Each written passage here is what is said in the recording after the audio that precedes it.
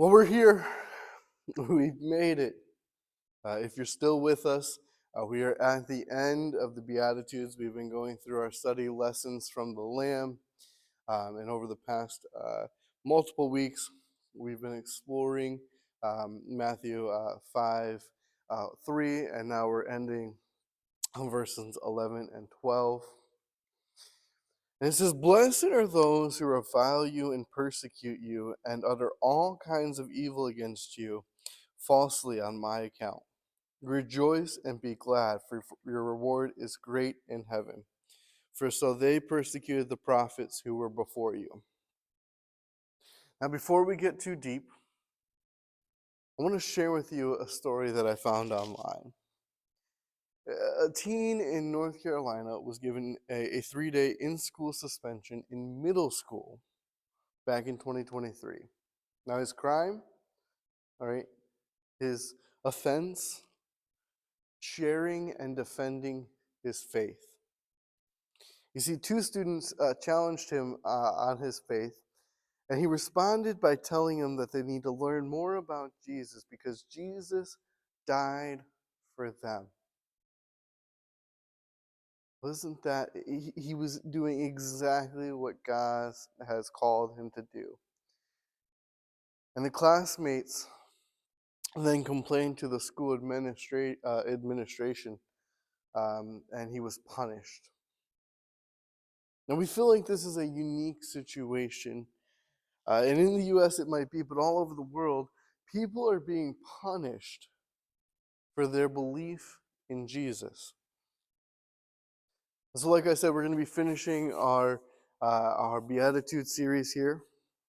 And so we started off with "Blessed are the poor in spirit, for theirs is the kingdom of heaven." And we talked about this need to be spiritually indebted to God, right? Where He is constantly filling us up and allowing us to overflow into others' lives.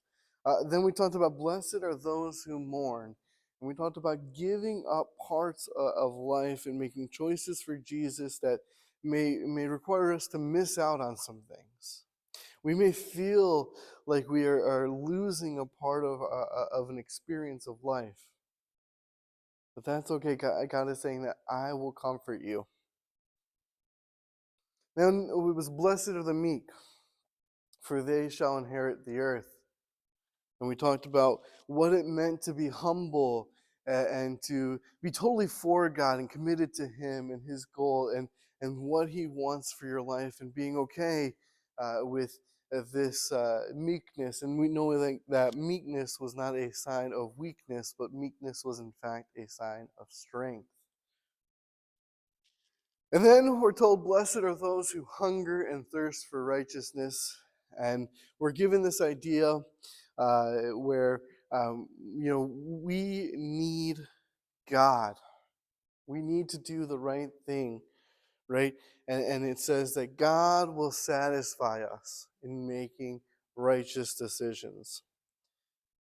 And then we were told, "Blessed are the merciful, for they shall receive mercy." And we talked about how we can be empathetic and sympathetic and compassionate to people who are going through life, and understanding that when they do us wrong, when we show them mercy, right, they will then also show us mercy when we eventually do them wrong. Because I'm going to tell you guys, as much as I would love to think that I am a perfect person, I still mess up and I still make mistakes, and I still need mercy when I do people wrong.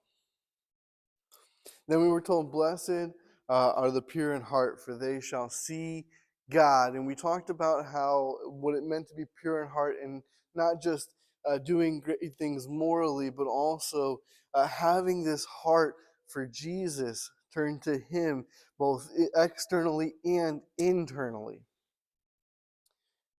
And then it was, "Blessed are the peacemakers, for they shall be called sons of God." And we talked about this idea of Jesus being the ultimate peacemaker, bringing peace to earth, right? And how it was an active, not a passive situation that we would be put into, right? And by doing so, we were reflecting God, right? Just like sons reflect their fathers.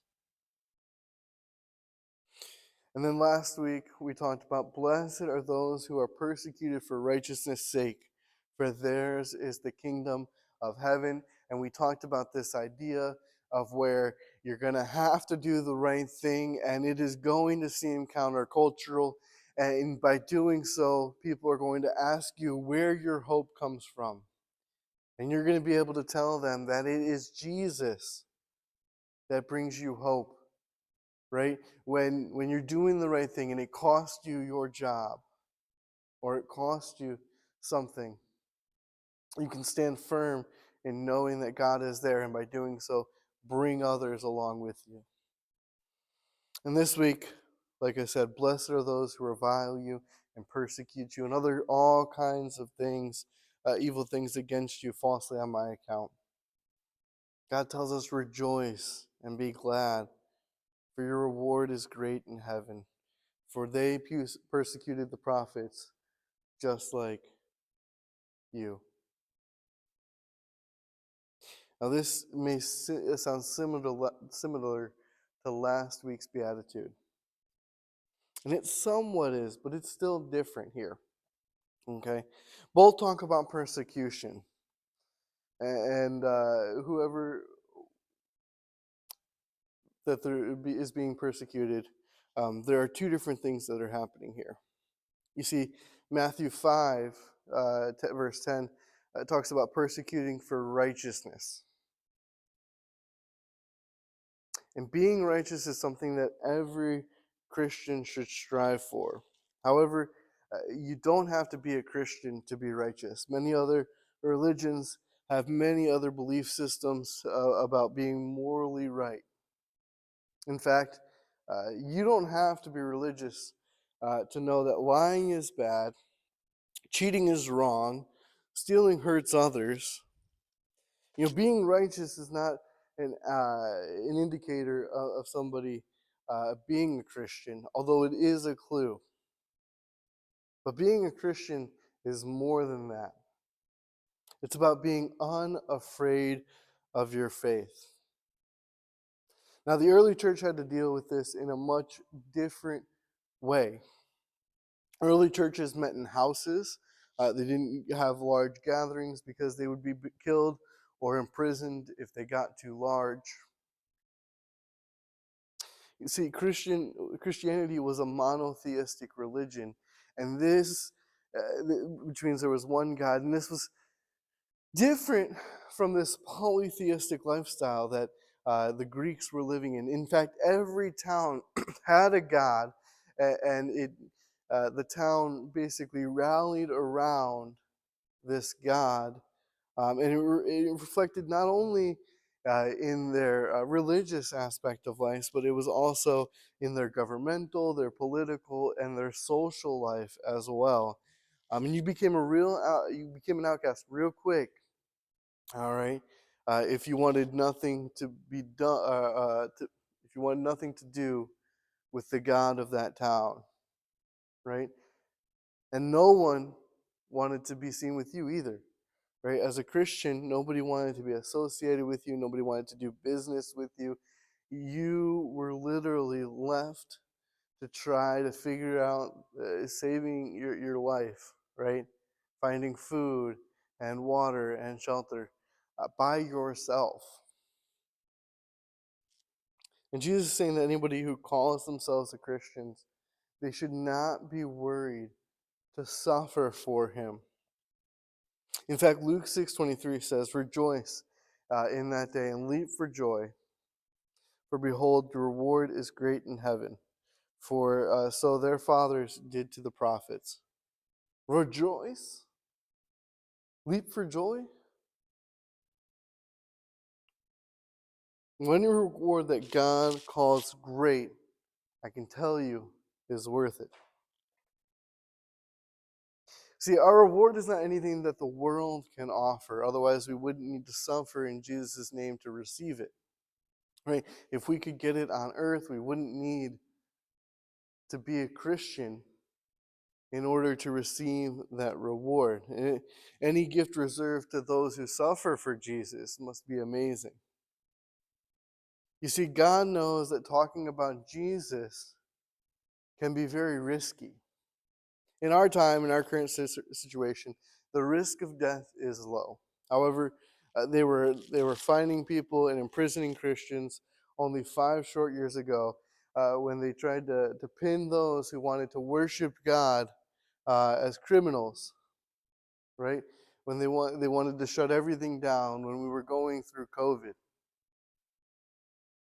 and the world was moderately successful. And so we should be weary as Christians that this can happen again if we are not careful. Though, if we must suffer for the persecution of Christ, we must do so joyfully, jumping for joy.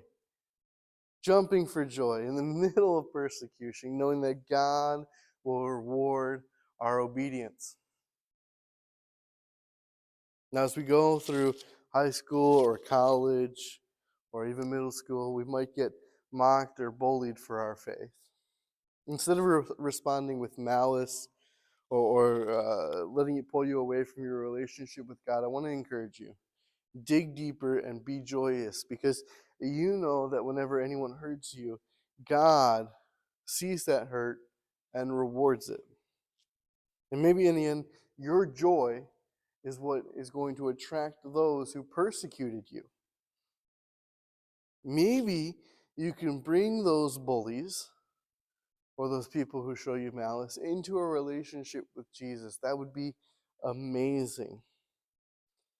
Did you know that Paul was once a persecutor of the Christians, and then he became a Christian, would spend many of his years in prisons writing to all other Christians about being joyful?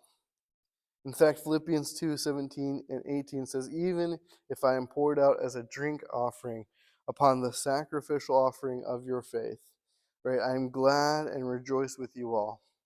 Likewise, you should be glad and rejoice with me." You see, this is exactly what Jesus expects of us.